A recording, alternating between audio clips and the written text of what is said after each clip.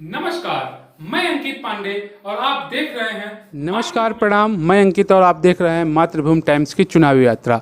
इसको लेकर आज हम पूर्वांचल में पहुंच चुके हैं। पूर्वांचल के बारे में कहा जाए तो यह पूर्वांचल का प्रवेश द्वार, बस्ती का प्रवेश द्वार भी कहा जाता है और यहाँ पर भगवान राम की जन्मस्थली भी है। यहीं के लोग ही तय करते हैं इस बार चुनाव में सत्ता किसके हाथों में जाएगी, सत्ता के सूरमा कौन होंगे, सत्ता के बाहुबली कौन होंगे। आज हम बस्ती कप्तानगंज की सीट पर पहुंच चुके हैं। देखते हैं यहाँ की जनता यहाँ की कप्तानी किसके हाथों में देती है। हम बात कर रहे हैं बसपा के प्रत्याशी जहीर अहमद जिम्मी जी की। ये जानते हैं वो क्षेत्र में अपने प्रमुख मुद्दे को लेकर क्या विकास करेंगे और क्या क्या क्षेत्र में विकास के मुद्दे हैं उन्हीं से। जिम्मी जी, स्वागत है आपका हमारे चैनल पर। बहुत बहुत धन्यवाद।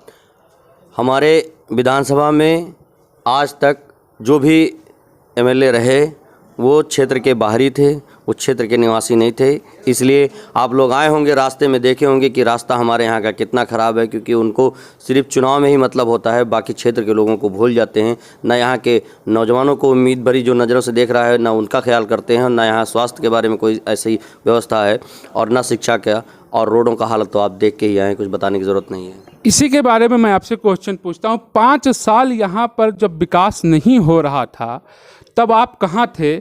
और बसपा के प्रत्याशी अभी आप जल्दी में यहाँ से हुए। पिछले 25 सालों में अगर देखा जाए, पिछला 5 साल छोड़ दिया जाए, उसके पिछले देखा जाए तो यहाँ पर एक ही परिवार का कब्जा था। लोग ये कह रहे हैं कि अगर आपको क्षेत्र के विकास की चिंता थी तो पिछले 5 साल आप कहाँ थे? आप चुनाव में सीधे सीधे आए हैं। देखिए, आप जानते हैं कि भाजपा सरकार 5 साल से लगातार जो है यहाँ पे आप देख रहे हैं कि जितने भी नौजवान कभी कोई आवाज़ उठाता है तो उसको जेल के अंदर डाल दिया जाता है। हम लोग कोई भी आंदोलन करते हैं तो मुकदमा मिल जाता है। तो हम लोग डर से कितना हम लोग क्या करेंगे भाई, समाज के लिए हमेशा लड़ते रहे, लेकिन अब वक्त आ गया है यही कि अब 3 तारीख को सही जवाब देंगी जनता, देगी, और जितने भी यहाँ क्षेत्र के लोग हैं सब लोग देंगे। आप अभी जो है केस की बात की, 17 फरवरी को कुर्दा गांव में आपके प्रत्याशी हैं बसपा के, आपके ऊपर आचार संहिता का उल्लंघन का मामला दर्ज है, सिक्कों से आपको तौल गया था। तो इसके बारे में आप क्या कहना चाहते हैं? लोग जानना चाहते हैं। देखिए, ऐसा है कि जब नेता चुनाव में और जो समाज सेवा होता है चुनाव में आता है, क्षेत्र में जाना चालू कर देता है, तो वहाँ के लोग कहीं भौरी चोखा का प्रोग्राम लगाते हैं, कहीं खाने पीने का प्रोग्राम लगाते हैं कि भाई ठीक है, चाय पानी का प्रोग्राम लग गया। तो ऐसे लगता, हमको वहाँ कुछ नहीं पता था। मेरी एक सभा थी, मैं वहाँ जा रहा था, लेकिन वहाँ के गांव वाले 2 रुपया 4 रुपया 10 रुपया अपने घर घर से सब लोग इकट्ठा करके और वो लोग किए। लेकिन हमको जब ये चीज़ जानकारी हुई तो हम कुछ कह नहीं पाए, क्योंकि समर्थकों के आगे हर कोई नेता नतमस्तक होता है। तो जो उन लोगों ने किया, हम उसके साथ जो है फिर हमको मजबूर होना पड़ा, फिर हमको तौले। लेकिन वो जो सिक्के थे, हमने कहा कि भाई इसको क्या करोगे? तो उन लोगों ने कहा कि हम यहाँ गरीबों में इसको बांटेंगे। तो वो लोग अपना किया, हमने उसमें चवन्नी नहीं लिया है। चलिए ठीक है। प्रमुख चीज़ ये है कि आपके विधानसभा क्षेत्र में बाहरी बनाम घर की लड़ाई होती है। तो आप घर के हैं और लोग बाहर के हैं।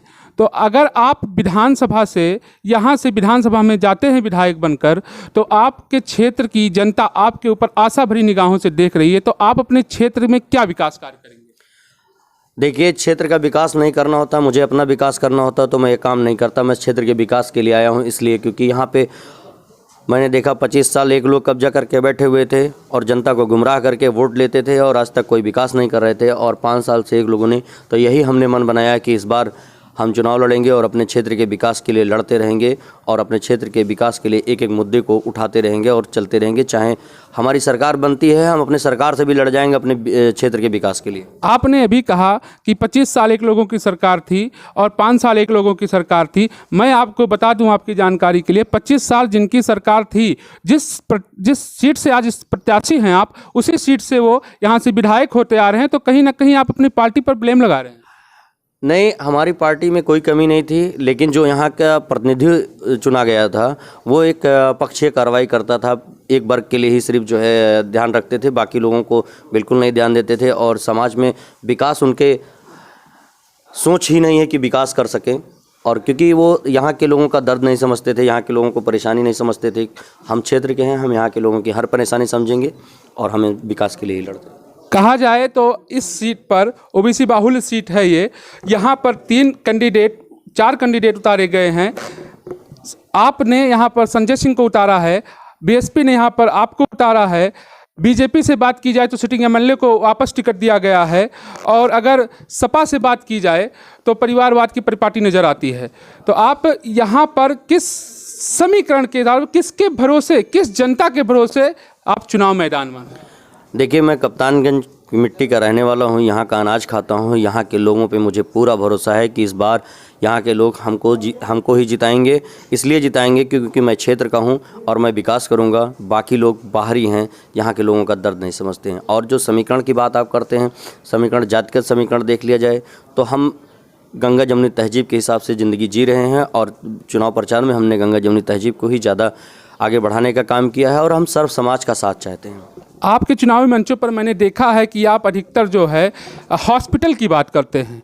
आपके क्षेत्र में स्वास्थ्य को लेकर पिछली 2 सालों से कोरोना महामारी ने जैसा प्रकोप रहा, आप अगर विधायक बनते हैं तो स्वास्थ्य को लेकर क्या बेहतरी करेंगे? देखिए, हमारे यहाँ 2 बड़े अस्पताल होने चाहिए। एक कप्तानगंज में है, लेकिन उसमें कोई जांच की व्यवस्था, जांच मशीनें बहुत अच्छी नहीं है, ना इस तरह से कोई व्यवस्था वहाँ पे, और ना तो आज तक कोई नेता कभी औचक निरीक्षण करने ही नहीं गया।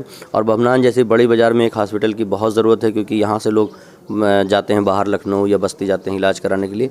मैं पूरा भरोसा दिलाता हूँ अपने क्षेत्र के लोगों को। जिस दिन मैं विधायक हुआ उसके बाद ये दोनों कार्य मैं बहुत तेज़ी से करूँगा, और मैं चाहूँगा कि यहीं लोगों का इलाज हो जाए, बहुत दौड़ भाग ना करनी पड़े।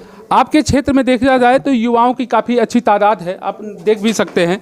आप अपने क्षेत्र के युवाओं के लिए ऐसा क्या काम करेंगे जो बाहर वो नौकरी के लिए दर बदर भटकते हैं, तो आप अपने क्षेत्र में खासकर 308 विधानसभा की हम बात करें तो ऐसा क्या औद्योगिक प्लांट लगाएंगे, कुछ भी काम करेंगे जिससे यहाँ के क्षेत्र में यहाँ के जवानों को रोजगार के लिए भटकना ना पड़े? देखिए, यहाँ के नौजवान बहुत समझदार हैं, लेकिन इनकी समझदारी सही दिख नहीं रही थी। इस बार इनकी समझदारी दिखेगी, और जो नौजवान पढ़ाई लिखाई करके आगे बढ़ना चाहेगा रोज़गार में, क्योंकि बहन जी अभी देखिए परसों जब आई थी तो बहन जी ने बोला है कि भाई हम रोजी और रोज़गार दोनों पे हम ध्यान देंगे और गरीबों को रोटी की व्यवस्था कराएंगे। तो बहन जी ने जब बोला है तो जाहिर सी बात है कि बहन जी कभी झूठ नहीं बोलती हैं, और जो कहती हैं वो कर दिखाती हैं।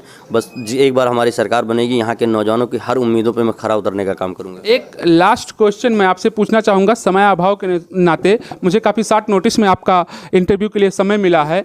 मैं आपके बस्ती मायावती जी की रैली में को कवर करने के लिए गया था, वहाँ मैंने देखा बहुत बड़ा अपार जनसमूह उनकी रैली में आया था। तो क्या ये रैली सिर्फ बन के रह जाएगी कि ये वोट आपको तब्दील होते हुए नज़र भी आते हैं? देखिए, बहन जी के चाहने वाले सर्व समाज के लोग हैं, और इस बार सब लोगों ने बस्ती ज़िले में जो भीड़ हुई थी उससे ये लग गया था, आम जनमानस उमड़ के आया था, सर्व समाज के लोग आए थे, उससे ये लगता है कि बस्ती के मंडल के हम लोग जो है सभी सीटें जीत रहे हैं। जैसा कि अभी आप देख रहे थे, हमारे साथ बात करने के लिए जहीर अहमद जिमी जी थे, जो 308 के प्रत्याशी भी हैं। काफ़ी कम समय में हमें इनका इंटरव्यू लेना पड़ा। हमें समय देने के लिए आपका बहुत बहुत धन्यवाद। बहुत बहुत धन्यवाद।